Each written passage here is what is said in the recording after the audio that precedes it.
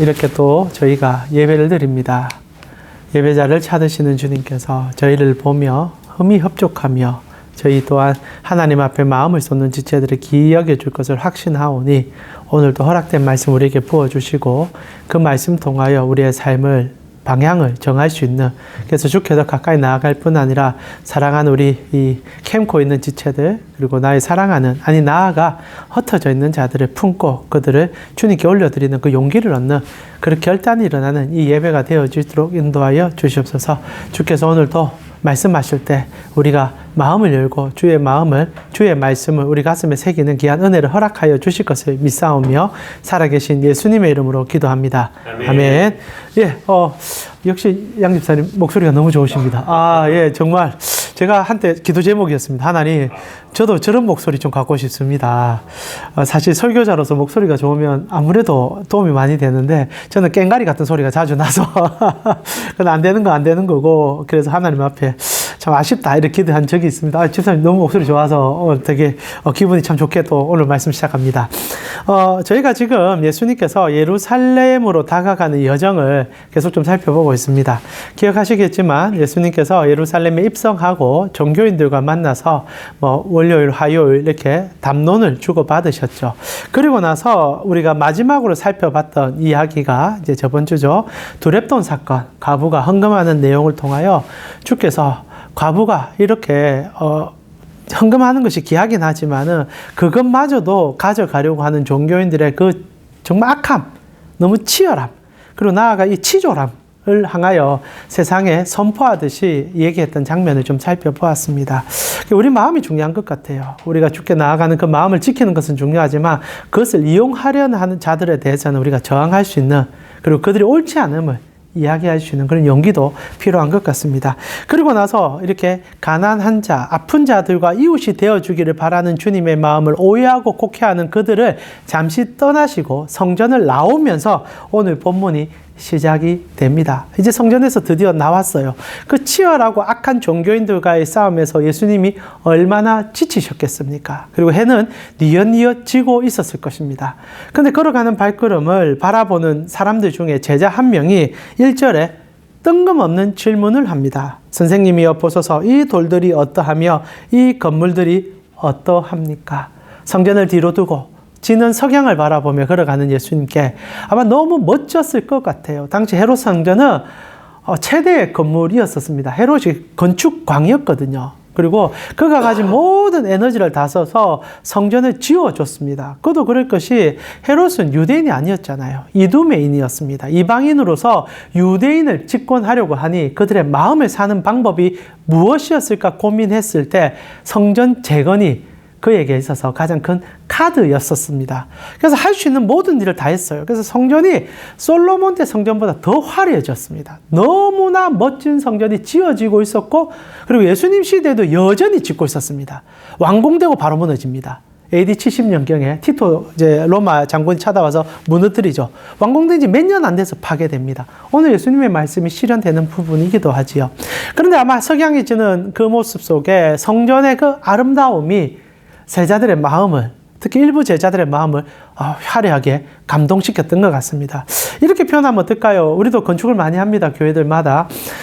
그럴 때마다 자기의 교회가 아름다우면 좋겠다 생각하지 않는 사람이 어디 있겠습니까? 때로는 이렇게 좋은 건물, 이렇게 화려한 건물 쳐다볼 때 마음이 확 들 때가 있어요. 우리 건물 너무 좋다. 그러면서 거기서 이제 커피 한 잔 뽑으면서 성도들과 함께 대화 나누며 아이고, 여기가 참 천국이구나, 이런 생각 왜 안 들겠습니까? 제자들은 큰 마음 없이 주님께 얘기했던 것 같습니다. 주님, 이 성전 보세요. 너무 멋지지 않습니까? 저 돌 하나하나 화강암을 갖다 썼습니다. 너무 좋습니다. 너무 화려합니다. 하면서 나름 프라이드를 느끼는 거죠. 우리가 무너지고 400년간 정말 나라를 못 찾았는데 이제 기껏 좀 로마 식민 지배를 받고 있긴 하지만 이렇게 성전도 짓고 우리가 무리지어 살고 이제는 나라다운 나라 모습 보이고 있고 그 중심에 이 화려한 성전이 있습니다. 주님 너무 좋습니다. 라고 얘기합니다. 주님이 화가 나기 시작하는 거예요. 지금 성전 안에 들어가서 가난한 자들의 재물을 탐닉하는 그 수많은 종교인들, 사두개인, 제사장, 서기관, 바리새인 모두와 싸우고 나와 진이 빠져 있는데 기껏 한다는 얘기가 성전 바라보면서 결국 그들이 그렇게 헌금을 착취해서 쏟아 부어서 지은 건물을 바라보면서 너무 멋집니다. 너무 좋습니다. 이게 우리 인간의 한계성인 것 같아요. 우리는 앞만 보이지 내 주위에 무슨 일이 일어나고 있는지는 잘 모릅니다.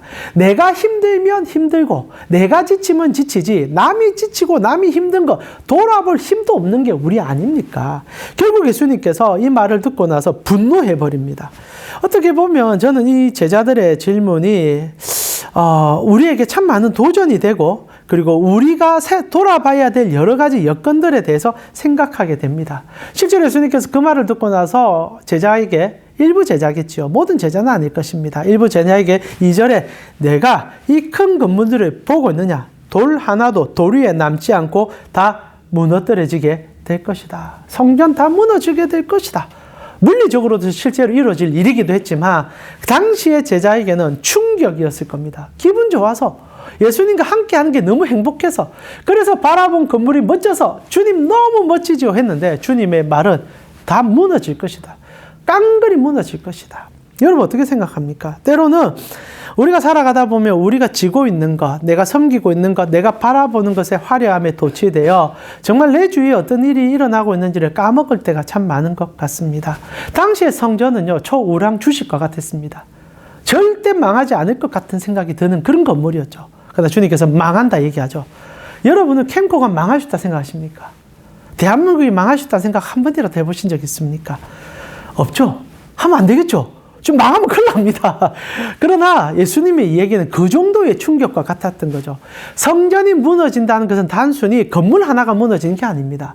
국가의 기반이 무너진다는 얘기고 400년 전에 바벨론 왕국이 쳐들어와 식민 지배를 했을 때 상황과 다시 돌아간다는 얘기와 같은 이야기죠.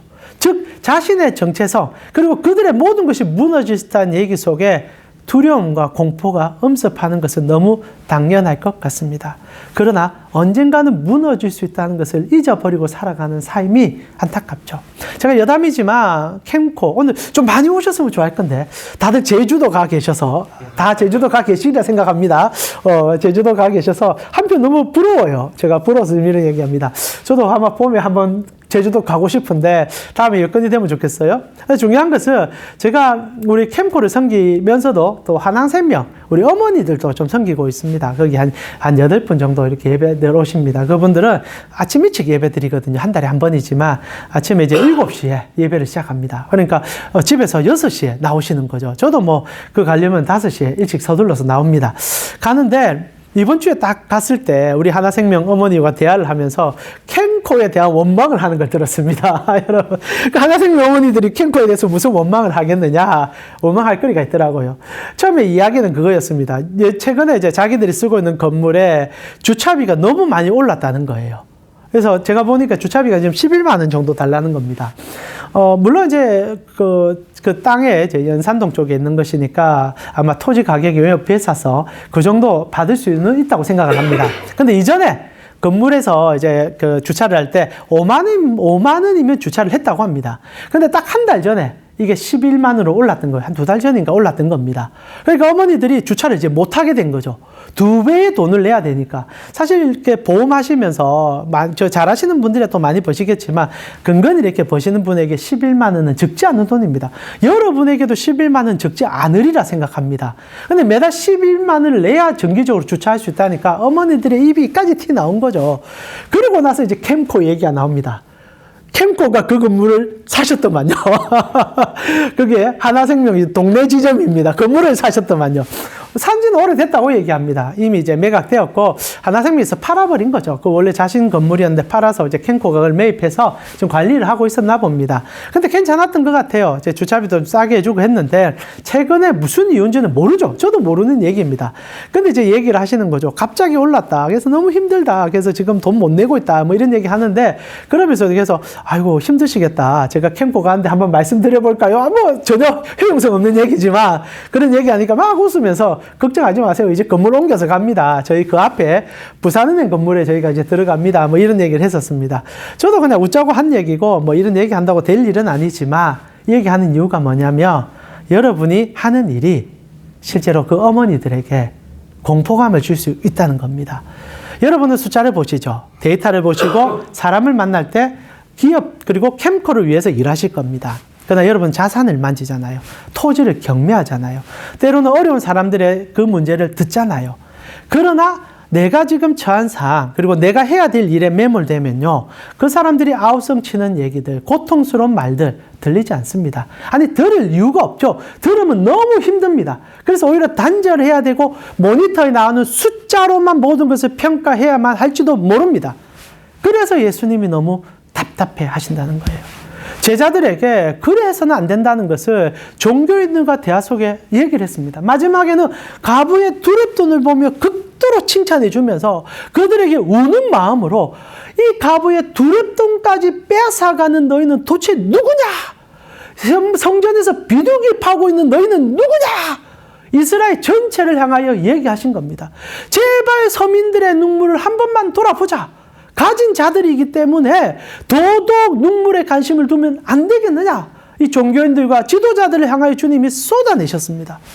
그러나 여전히 제자들도요 똑같다는 거예요. 성전 바라보면서 너무 멋지니까 너무 좋으니까 주님 이기가 좋사오니 여기서 삽시다. 때로는 안타까움을 담아 오늘 말씀을 드립니다. 그렇다고 여러분 주차비 올려달라는 얘기가 내려달라는 얘기는 아닌 거 잘 아시리라 생각합니다.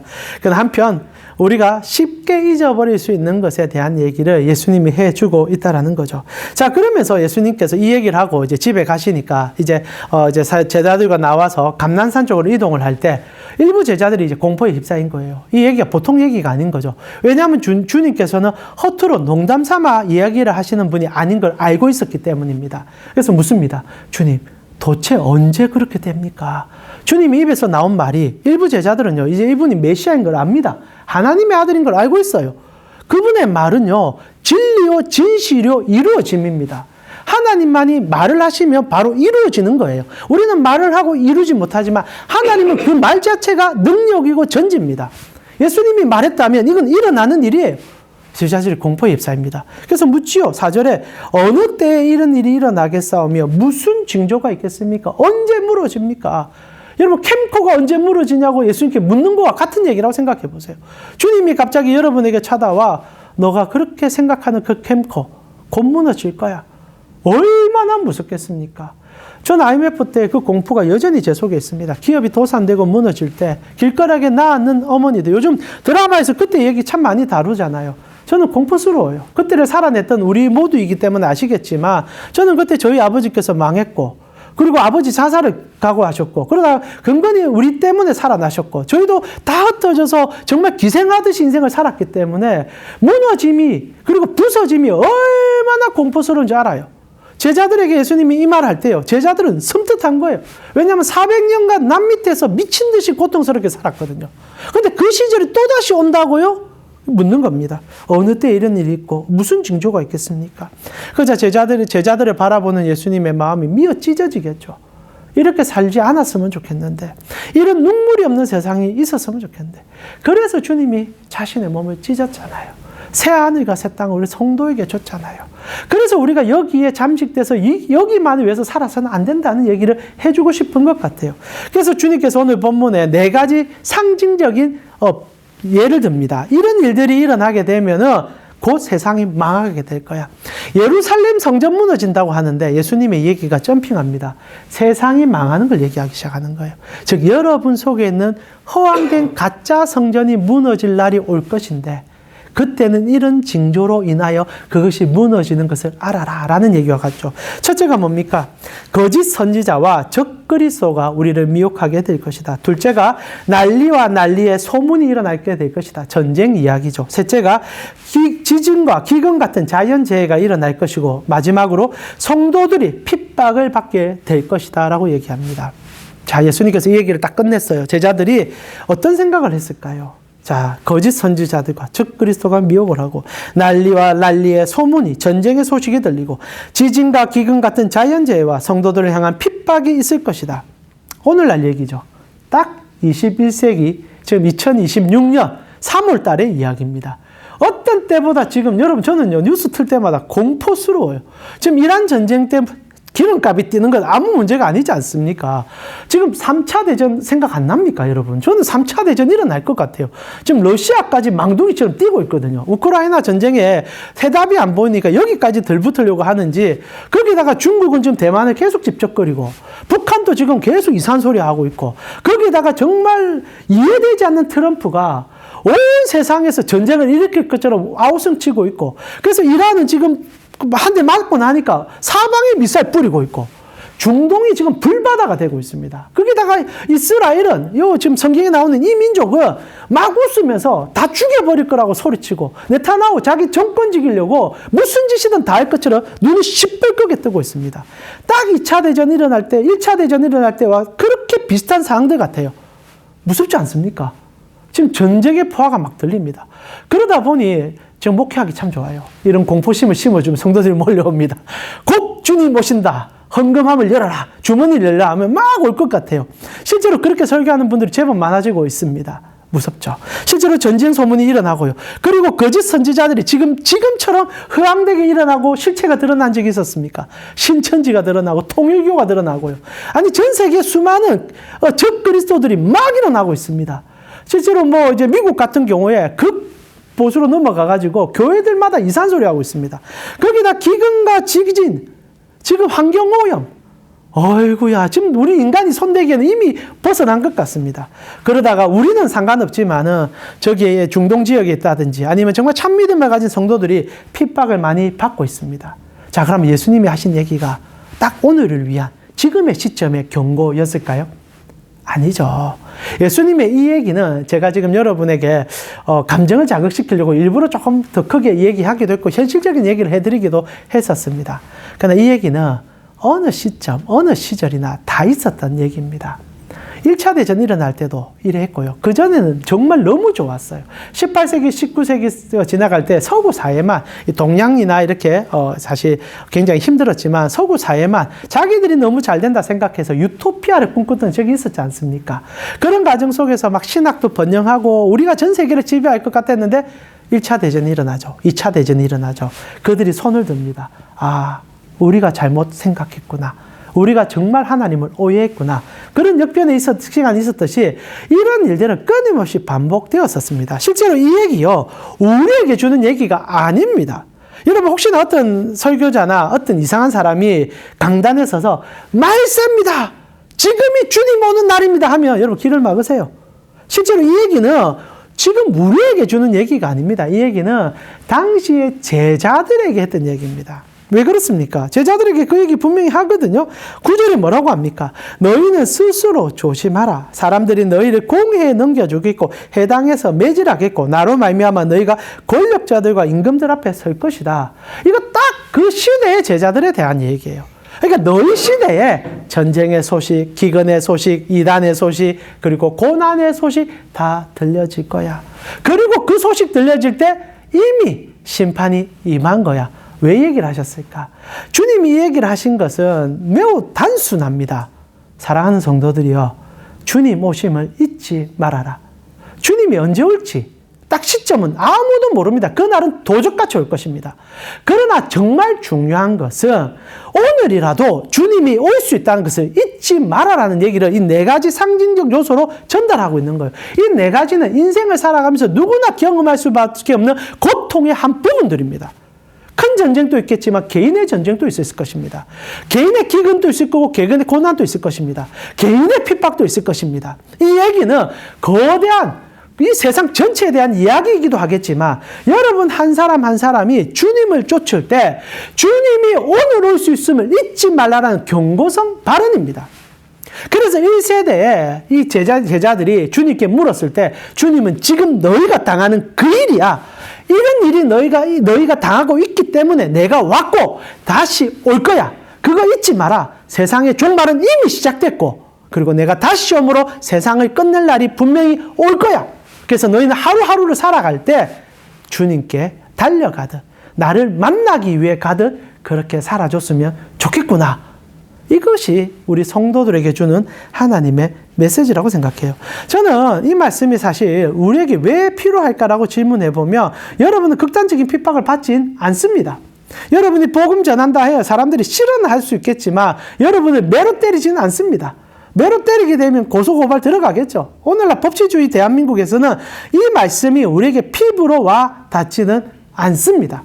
그러나 피부로 와 닿지 않는다 하더라도 여러분이 처음에 제가 설교했던 그 내용처럼 여러분이 피부로 와 닿지 않기 때문에 주님과 함께 그리고 주님이 오심에 대한 기대감이 사라지면 여러분이 세상에 매몰되어 하나님의 영광을 보지 못하는 그 안타까움이 여러분 속에 깃들기 때문입니다. 제가 예로 좀 들려드렸던 얘기지만 제가 하나생명 우리 어머니의 얘기를 잠시 해드린 것은 여러분이 하는 모든 일들이 여러분만의 일이 아닌 것을 잊지 말아 주시기 원했기 때문에 하는 얘기입니다. 저는 여러분이 종말을 사는 성도들이 되었으면 좋겠습니다. 캔코가 영원히 무너지지 않을 거라 생각하기 때문에 내가 은퇴하는 그날까지 여기서 잘 버티면 되겠지. 그건 주님을 향해 가는 종말을 준비하는 성도들의 자세가 아닙니다. 숫자를 바라보실 때 기도하셨으면 좋겠어요. 여러분 생각보다 여러분의 손가락 하나에 우는 자들이 생길 수 있고 웃을 수 있는 자들이 생길 수 있습니다. 저는 아마 이 설교는 여러분에게만 할 수 있는 설교라고 생각합니다. 그래서 여러분은 더욱더 주님이 오심을 기대하며 난리와 소문의 소식이 지금도 들려지지 않습니까?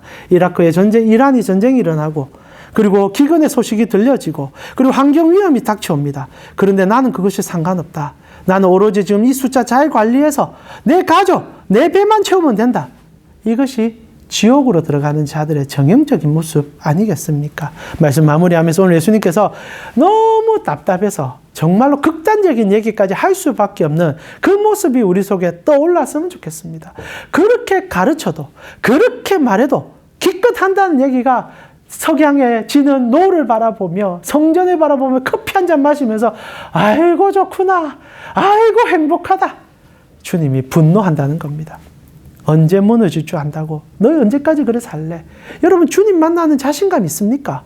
오늘 만약에 저녁에 주님이 여러분을 부르신다면, 나를 부른다면 주님 찾아뵙고 무슨 얘기 할 겁니까? 주님, 와, 나 열심히 살았어요.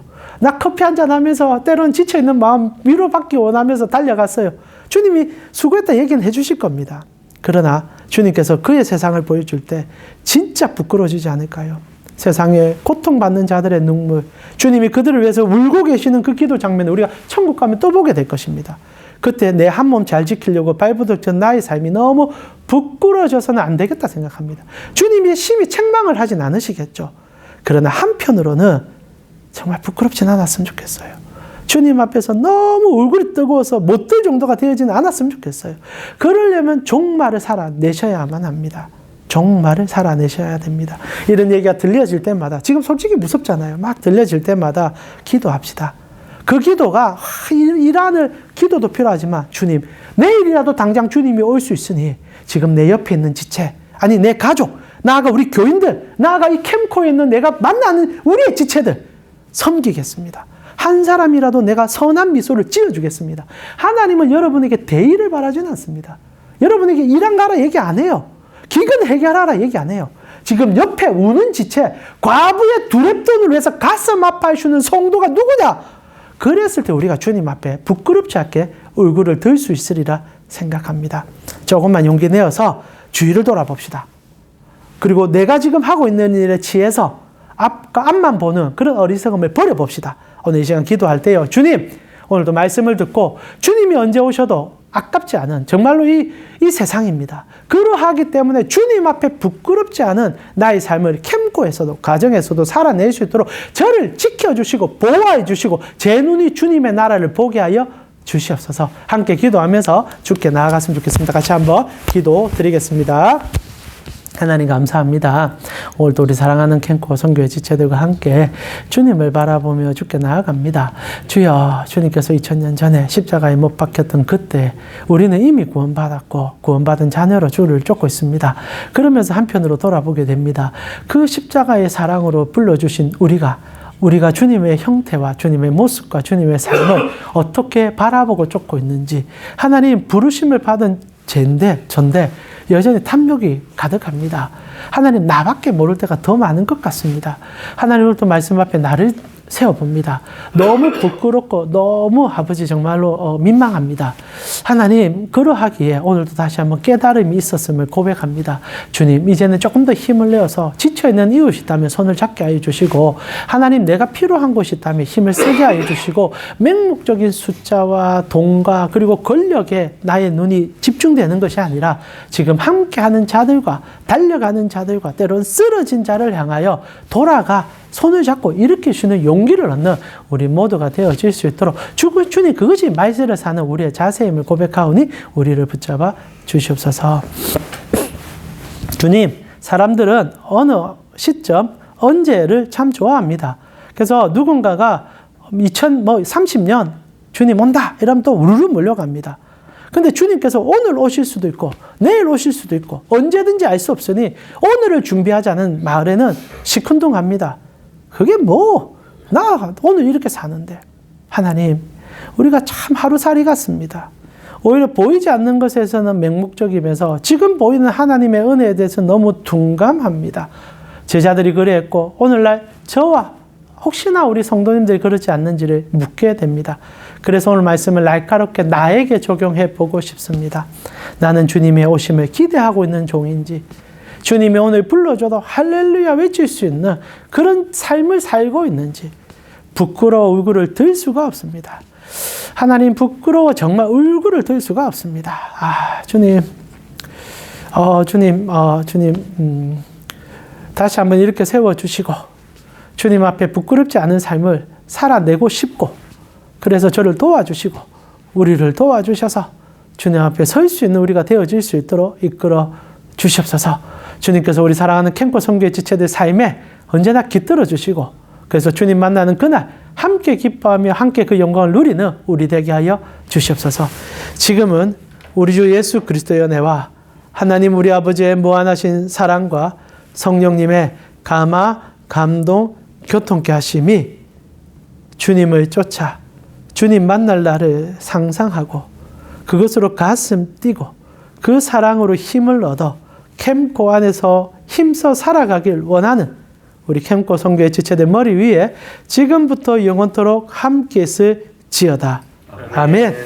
예, 여러분 조금만 힘내봅시다. 네.